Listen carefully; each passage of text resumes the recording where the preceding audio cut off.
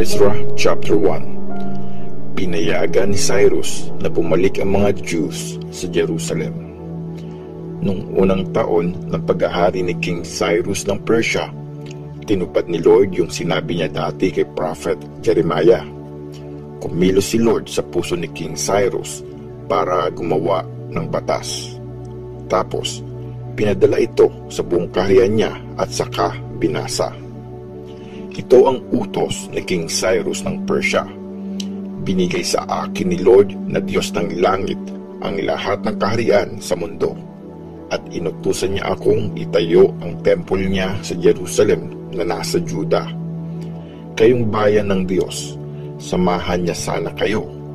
Pwede na kayong bumalik sa Jerusalem at itayo ulit ang temple ni Lord na Diyos ng Israel, ang Diyos na wino-worship sa Jerusalem.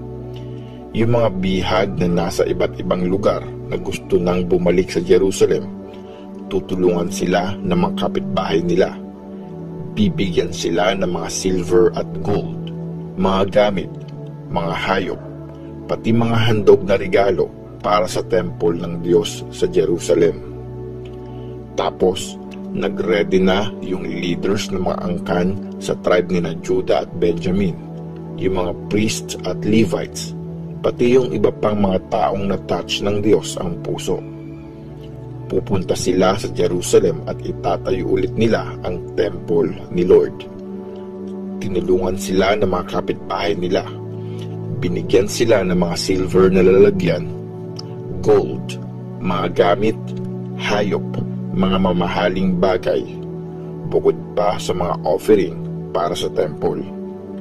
Binalik sa kanila ni King Cyrus yung mga mangkok at tasa na mula sa temple ni Lord sa Jerusalem. Ito yung mga kinuha dati ni King Nebuchadnezzar at nilagay niya sa temple ng mga Diyos-Diyosan niya. Dinala lahat yon ni King Cyrus kay Mithredath na treasurer niya sa kaharian. Binilang naman ni Mithredath ang mga ito sa harap ni Sheshbazzar na governor ng Judah. Ito yung listahan ng mga gamit. Gold na mangkok, 30. Silver na mangkok, 1,000. Iba pang mga mangkok, 29. Maliit na gold na mangkok, 30. Maliit na silver na mangkok, 410. Iba pang gamit, 1,000. Bale, 5,400 lahat-lahat ng gold at silver na mangkok at iba pang mga gamit. Nung umalis si Sheshbazzar sa Babylon, dinala niya lahat iyon pabalik sa Jerusalem kasama ang iba pang mga bihag. Ezra chapter 2. Ang mga bumalik na bihag. Ito yung mga naging bihag ni King Nebuchadnezzar sa Babylonia na bumalik sa Jerusalem at sa kani-kanilang bayan sa Judah. Nilid sila nina Zerubbabel, Joshua, Nehemiah, Seraiah, Reelaiah, Mordecai, Bilshan, Mispar, Bigvai, Rehum, at Baana. Ito yung listahan ng mga angkan ng Israel at yung bilang ng mga bumalik galing sa pagkabihag. Parosh, 2,172. Shephatiah, 372. Ara, 775. Pahat Moab, galing sila sa lahi ni Jeshua at Joab, 2,812. Elam, 1,254. Zato, 945. Zakai, 760. Bani, 642. Bebai, 623. Asgad, 1,222. Adonikam, 666. Bigvai, 2,056. Adin, 454. Ater, tinatawag ding Hezekiah, 98. Bezai, 323. Jorah, 112. Hashum, 223. Gibar, 95. Ito naman yung bilang ng mga taong bumalik ayon sa mga lugar na tinitirahan ng mga ninuno nila. Bethlehem, 123. Netophah, 56. Anatoth, 128. Asmabeth, 42. Kiryat Jearim, Jaipira at Beerot, 743. Rama at Geba, 621. Mikmash, 122. Bethel at Ai, 223. Nebo, 52. Magbish, 156. Yung isa pang Elam, 1,254. Harim, 320. Lod, Hadid at Ono, 725. Jericho, 345. Sanaa, 3,630. Ito yung angkan ng mga priest na bumalik galing sa pagkabihag. Jedaiah, galing sa lahi ni Jeshua, 973. Immer, 1,052. Pashur, 1,247. Harim, 1,017. Ito naman yung angkan ng mga Levites na bumalik galing sa pagkabihag. Jeshua at Kadmiel, galing sa lahi ni Hodaviah, 74. Mga musician sa temple, galing sa lahi ni Asaph, 128. Mga guard sa temple, galing sa lahi ni Shalom, Ater, Talmon, Akub, Hatita at Shobay, 139.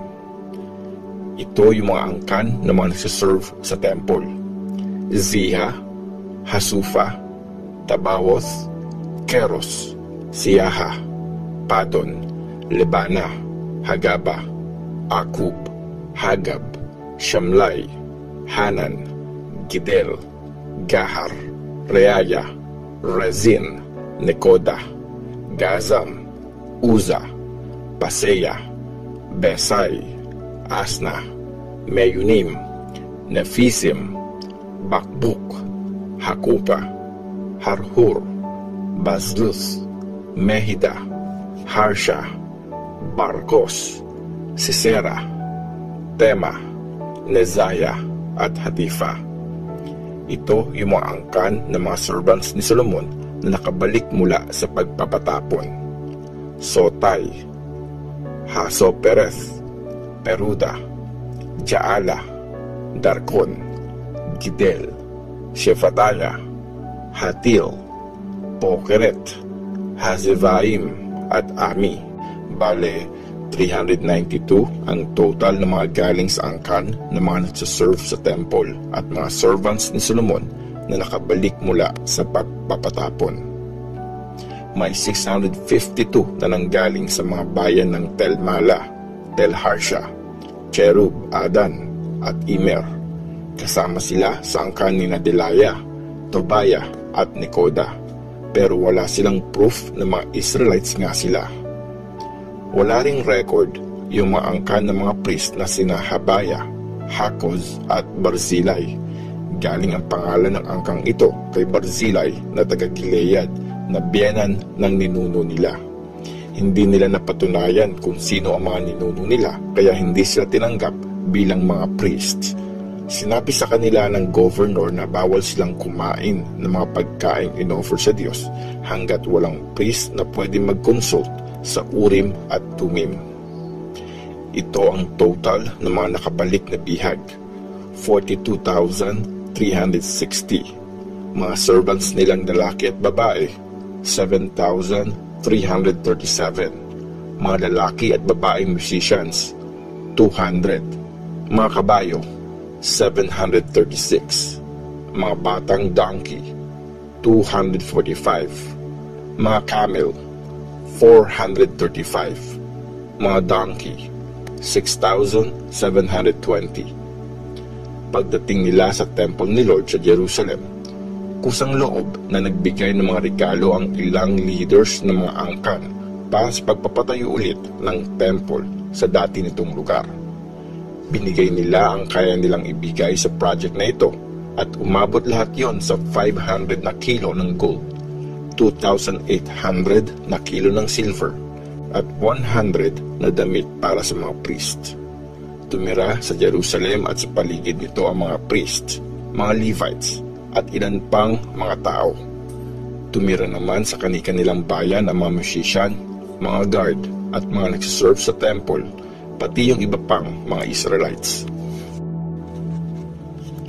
Ezra chapter 3. Sinimulan ulit ang pagsamba. Nung pang-7 buwan, nakatira na ang mga Israelites sa kani-kanilang bayan. Nagkita-kita silang lahat sa Jerusalem. Tapos, nilid ni Joshua na anak ni Jehozadak ang pagtatayo ulit ng altar ng Diyos ng Israel. Kasama niya nagtayo nito ang mga kapwa niya priest, si Zerubbabel na anak ni Shealtiel at yung mga kamag-anak nito. Doon sila mag-o-offer ng handog na susunugin gaya ng nakasulat sa law ni Moses na servant ng Diyos. Kahit natatakot sila sa mga nakatira doon, tinuloy pa rin nila ang pagtatayo ng altar sa dating pwesto nito. Nag-aalay na ulit sila kay Lord ng mga handog na susunugin sa umaga at sa gabi. Nagsa-celebrate din sila ng piyesta ng mga shelters gaya ng putos at nagsusunog ng mga offering na kailangan sa bawat araw. Tapos, naghahandog sila tuwing New Moon Festival at sa iba pang piyesta para kay Lord. Kusang loob ding nagbibigay ang mga tao ng mga offering nila kay Lord. Nung unang araw ng pang-7 buwan, nagsimula na silang mag-offer ng mga handog na susunugin para kay Lord kahit hindi pa nasisimulan ang pagtatayo ng temple. Sinimulan ulit ang pagtatayo ng temple. Nagbigay ang mga tao ng pera na pambayad sa mga nagtatapis ng bato at sa mga karpintero.